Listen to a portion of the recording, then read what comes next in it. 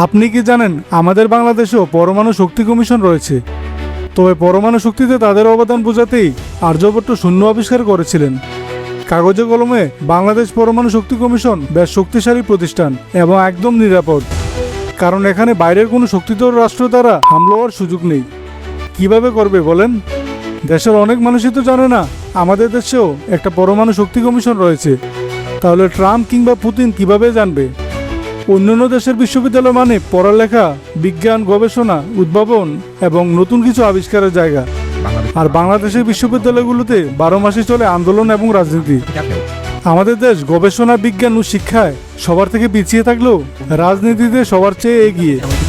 অন্যান্য দেশগুলো আধুনিক যুদ্ধবিমান বানায়, ব্যালিস্টিক মিসাইল বানায়, ড্রোন বানায়, দূরপাল্লার ক্ষেপণাস্ত্র বানায়, আর আমাদের দেশের বিজ্ঞানীরা বানায় এমন সব হাস্যকর খেলনা। একটা বিষয় জানলে অবাক হবেন, বাংলাদেশ পরমাণু শক্তি কমিশনে কাজ করছে 600 বিজ্ঞানী সহ মোট 2500 কর্মকর্তা ও কর্মচারী। এই বিজ্ঞানীরাও বেতন পাওয়ার জন্য আন্দোলন করতে হয়। পরমাণু শক্তি কমিশনের বিজ্ঞানী ও কর্মকর্তারা অভিযোগ করেন, রূপপুর পারমাণবিক বিদ্যুৎ কেন্দ্রে রাশিয়া ও চীনের বিজ্ঞানীদের সাথে সেখানে কাজ করছে ভারতের বিজ্ঞানী ও টেকনিশিয়ানরা।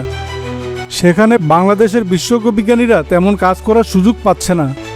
নিজের দেশে একটি গুরুত্বপূর্ণ মেগা প্রজেক্টে দেশের মেধারই ব্যবহার হচ্ছে না। বাংলাদেশ পরমাণু শক্তি কমিশন এমন এক প্রতিষ্ঠান যেখানে গবেষণা থেকে স্থবিরতাই বেশি। বাংলাদেশে এমন মেরুদণ্ডহীন প্রতিষ্ঠান আরও রয়েছে, যেমন বাংলাদেশ মহাকাশ গবেষণা কেন্দ্র ও দূর অনুধাবন প্রতিষ্ঠান, যাকে আমরা স্পারসো নামে চিনি। নাম শুনলে মনে হয় মহাকাশ জয় করার প্রস্তুতি চলছে, কিন্তু কাজের বেলা ঠনঠন। মহাকাশ গবেষণার জন্য ও চাঁদে পাড়িয়ে দেওয়ার জন্য আমেরিকায় রয়েছে নাসা, আর ভারতে রয়েছে ইসরো। মহাকাশ গবেষণায় তারা একের পর এক সাফল্য দেখাচ্ছে, কিন্তু বাংলাদেশেও এমন এক প্রতিষ্ঠান রয়েছে সেটা মনে হয় অনেকেই জানে না। মহাকাশ জয় করা তাই বাংলাদেশের জন্য স্বপ্নই থেকে যাবে। স্পারসোর নেতৃত্ব নিয়েও অতীতে কম সমালোচনা হয়নি, কারণ একজন মহাকাশ গবেষণা কেন্দ্রের চেয়ারম্যানের দায়িত্বে ছিলেন কৃষি বিজ্ঞানে পড়াশোনা করা বিসিএস আমলা মোহাম্মদ আব্দুস সামাদ। তাহলে সেই প্রতিষ্ঠানের দৈন্যদশা সহজে অনুমেয়। 2018 সালে 22 মে যুক্তরাষ্ট্রের ফ্লোরিডার কেনেডি স্পেস কেন্দ্র থেকে বাংলাদেশের প্রথম এবং একমাত্র স্যাটেলাইট বঙ্গবন্ধু 1 উৎক্ষেপণ করা হয়। স্যাটেলাইটটি উৎক্ষেপণ করে যুক্তরাষ্ট্রের রকেট প্রস্তুতকারী প্রতিষ্ঠান স্পেস এক্স, যার প্রতিষ্ঠাতা হলেন ইলন মাস্ক। কিন্তু স্পারসো বাংলাদেশের জাতীয় মহাকাশ গবেষণা সংস্থা হলেও বাংলাদেশের একমাত্র স্যাটেলাইট উৎক্ষেপণের সাথে কোনো সম্পৃক্ততাই ছিল না।